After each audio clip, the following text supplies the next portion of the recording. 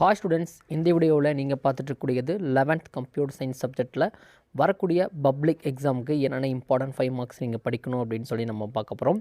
So இதில் கூடிய 5 marks நீங்கள் படிச்சினாவே டெஃபினட்டாக 5 மார்க்கும் நீங்கள் உன்னால் எழுத முடியும். வாங்க என்னென்ன இந்த லெசனில் என்னென்ன 5 மார்க்ஸ் நம்மளுக்கு கொடுத்துருக்காங்க அப்படின்னு சொல்லி பார்க்கலாம்.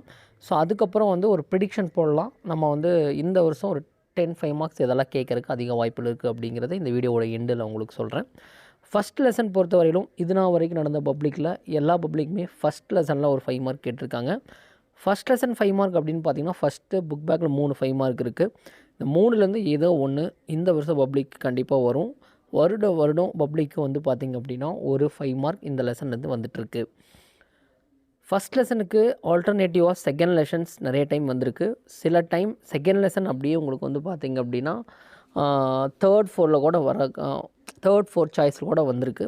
ஸோ இதனால் செகண்ட் லெசனில் சம்மெல்லாம் இருக்கிறதுனால நீங்கள் பார்த்துக்க வேண்டிய அவசியம் இருக்குது. செகண்ட் லெசன் பொறுத்தவரையிலும் ஒரு 5 மார்க் நிச்சயம் வந்துடும், கண்டிப்பாக வந்துடும். காரணம் என்ன அப்படின்னா அதில் 2 பார்ட் இருக்குது, first part and second part. Second part ஃபுல்லாக கேட்டில் இருக்கிற கொஷின்ஸ் உங்களுக்கு அதில் 2 question fundamental gates and derived gates, இதுக்கான வாய்ப்புகள் அதிகமாக இருக்குது. ஸோ ஃபஸ்ட்டு உங்களுக்கு பார்த்திங்கன்னா 2 லெசனில் சேர்ந்து புக் பேக்கில் கிட்டத்தட்ட 8 5 மார்க் இருக்குது. 8 5 மார்க் இம்பார்ட்டன்ட் 5 மார்க். இந்த 8லேருந்து கண்டிப்பாக ஒன்று வந்துடும், அதில் எந்த மாற்றும் கிடையாது. எப்பவுமே ஃபஸ்ட்டு ஒரு 3 லெசன் நல்லா படித்து வச்சுக்கோங்க.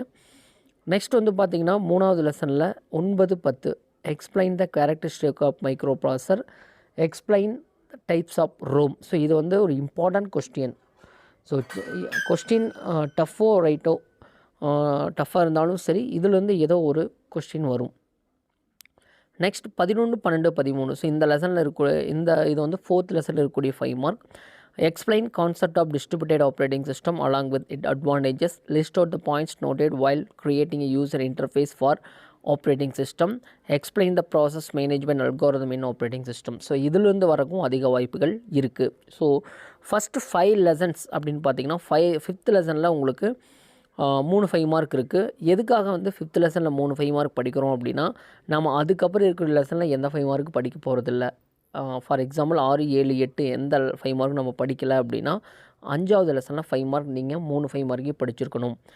Explain the various Windows operating system, explain different ways of finding files and folders, write the procedure of creating shortcut while Windows operating system.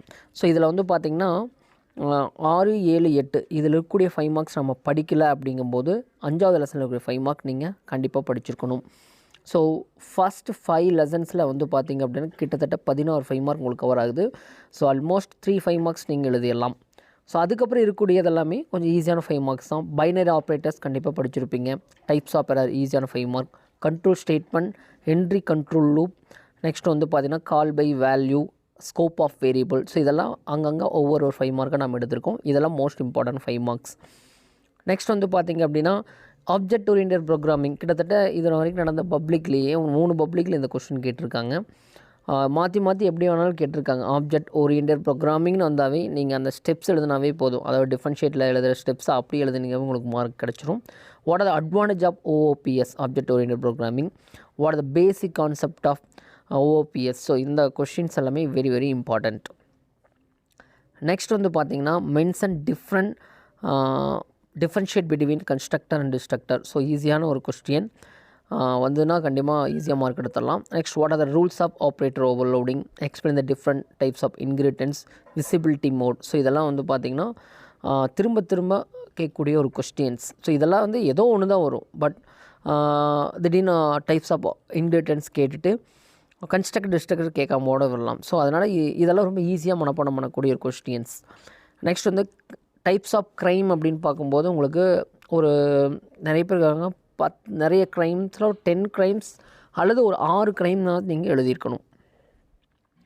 What is piracy, பைரசினா என்னங்க ஒரு 2 லைன்னு சொல்லிவிட்டு மென்ஷன் டைப்ஸ் ஆஃப் பைரசி சொல்லிவிட்டு how can it prevented அப்படிங்கிறத நீங்கள் சொல்லியிருக்கணும். So இல்லை இதுக்கு alternative program வந்துச்சுன்னா நீங்கள் கண்டிப்பாக எழுத முடியும். Next what is the different types of cyber attack. So இதுவும் இம்பார்ட்டன்ட் கொஸ்டின். நெக்ஸ்ட் பார்த்திங்கன்னா இந்த 32 5 மார்க்ஸ் படித்தா கண்டிப்பாக 5 எழுதிடுவீங்க. இது இல்லாமல் லாஸ்ட்டாக நடந்த பப்ளிக் கொஷின்லாம் இன்சைடில் நிறைய 5 மார்க் கேட்டிருக்காங்க. ஸோ அப்படி இன்சைட் 5 மார்க் எதெல்லாம் உங்களுக்கு கேட்க முடியும் அப்படின்னா டெஃபினட்டாக இதுலேருந்து வரதுக்கு அதிக வாய்ப்பு இருக்குது. What is output unit? Any 3 அல்லது 5 அவுட்புட் டிவைஸ். 5 அவுட்புட் டிவைஸ்னு வந்தால் கண்டிப்பாக தனியாக தான் கேட்பாங்க. வாட் இஸ் அவுட்புட் யூனிட் தூக்கிடுவாங்க. அவுட்புட் யூனிட்டை கொடுத்துட்டு கேட்டாங்கன்னா 3 டிவைஸ் கேட்கலாம். அதே போல் இன்புட் யூனிட் என்ன, அதில் ஒரு 3 டிவைஸ். நெக்ஸ்ட் கன்வர்ஷன், இவங்க கொடுத்துருக்க ஒரு டெசிமல் நம்பர் கொடுத்துருக்காங்க. அதாவது 1920, 225, 126 இது மாதிரி நம்பர்ஸ் கொடுத்துட்டு அதை வந்து பைனரி நம்பராகவோ ஆக்டல் நம்பராகவோ ஹெக்ஸாடெசிமலாகவோ மாற்றினா எப்படி மாற்றுறது? நீங்கள் டிவைட் பண்ணுறது தான் ரொம்ப ஈஸியான மெத்தட். 2ஆல் டிவைட் பண்ணால் பைனரி நம்பர் கிடைக்குது, 8ஆல் டிவைட் பண்ணிங்கன்னா ஆக்டல் நம்பர் கிடைக்குது, அண்ட் 16ஆல் டிவைட் பண்ணிங்க அப்படின்னா உங்களுக்கு கிடைக்கக்கூடிய நம்பர் வந்து பார்த்திங்கன்னா ஹெக்ஸாடெசிமல் நம்பர். ஸோ நெக்ஸ்ட் வந்து பார்த்திங்கன்னா கொடுத்தது எல்லாமே பைனரி நம்பர். ஸோ இதிலிருந்து பைனரி விட்டுட்டு ஆக்டல் அண்ட் ஹெக்ஸாடெசிமல் டெசிமல் கேட்டிருக்காங்க. ஸோ இதில் வந்து டெசிமல் கண்டுபிடிக்கிறதுக்கு மட்டும்தான் நீங்கள் எல் ஷேப்பில் போட்டு கண்டுபிடிக்கிற மாதிரி இருக்கும். ஒவ்வொன்றையும் நீங்கள் அந்த பேஸால் மல்டிப்ளை பண்ணுற மாதிரி இருக்கும். மற்ற ரெண்டுக்குமே நீங்கள் ஈஸியாக வந்து டேபிள் ஃபார்மேட்டை யூஸ் பண்ணிக்கலாம். உங்களுக்கு தெரியும் ஆக்டல் டேபிள்னால் என்ன வரும் அண்ட் ஹெக்ஸாடெசிமல் டேபிள்னால் எப்படி இது பண்ணுறது. ஸோ அதுக்கான வீடியோஸ்லாம் நம்ம கொடுத்துருக்கோம், நீங்கள் போய் செக் பண்ணி பாருங்கள். Next what is token? Explain it types of tokens in C++. இது ஒரு இன்சைட் 5 மார்க் கொஸ்டின், ஒரு வருஷம் பப்ளிக்கில் கேட்டிருக்காங்க. இது வந்து 2 மார்க்கில் நீங்கள் இருக்கும். அதுவே அந்த டைப்ஸ் எக்ஸ்பிளைன் பண்ணுற ஒவ்வொரு 2 வரையும் எக்ஸ்பிளைன் பண்ணிங்கனாவே போதும்.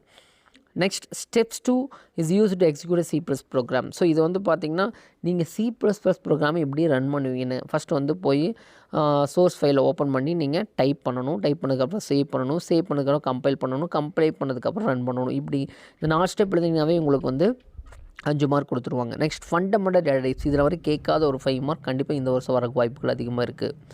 நெக்ஸ்ட் டைப்ஸ் ஆஃப் எக்ஸ்ப்ரெஷன், நீங்கள் வந்து இப்போது பைனரி ஆப்ரேட்டர்ஸ் படிக்கிறீங்களா, அதை அப்படியே பார்த்துட்டு இந்த டைப்ஸ் ஆஃப் எக்ஸ்ப்ரெஷன் பார்த்தீங்கன்னா ஈஸியாக எழுத முடியும். அந்தளவுக்கு ஒரு ஈஸியான question. Next what is the difference between if else and ஸ்விட்ச் ஸ்டேட்மெண்ட்? ஸோ இது ஆல்ரெடி வந்து பார்த்திங்க அப்படின்னா புக் இன்சைட்லேயே ஒரு வருஷம் பப்ளிக்கில் கேட்டிருக்காங்க. அவங்களே உங்களுக்கு வந்து டிஃப்ரென்ஷியேட் பண்ணி காமிச்சிருக்காங்க. ரொம்ப இம்பார்ட்டன்ட் கொஸ்டின் இன்சைடில். Next what is the function overloading and operator? Function overloading என்ன, அதனுடைய ரூல்ஸ், இது ரெண்டுமே தனித்தனியான ஒரு 2 மார்க் 3 மார்க் ரெண்டையும் சேர்த்து 5 மார்க்கில் கேட்டிருக்கலாம். Next explain copy constructor with an example, அது கேட்கலாம். நெக்ஸ்ட் வந்து எக்ஸிட் செக் லூப்னா என்னென்னு கேட்கலாம். ஸோ இதெல்லாம் வந்து பார்த்திங்கன்னா தியரி கொஸ்டின்ஸ். இப்போ நம்ம சொன்னது எல்லாமே.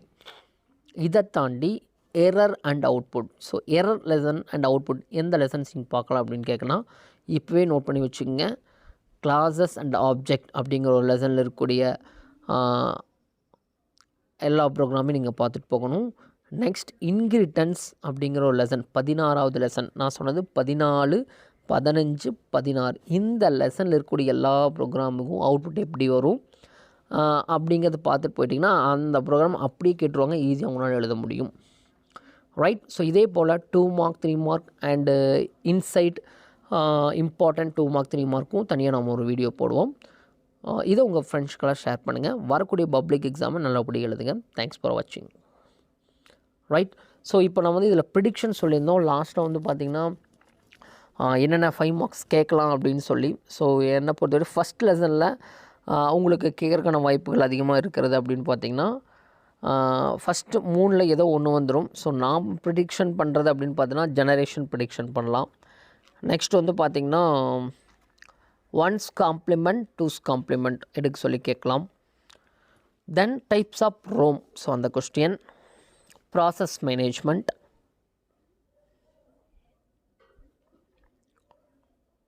தென் types of error, entry control லூப்னா என்ன, அதை எப்படி வந்து நம்ம இது பண்ணுறோம் அப்படிங்கிறது, scope of variable, basic concept of OOPS 25 question, what are the rules of operator overloading,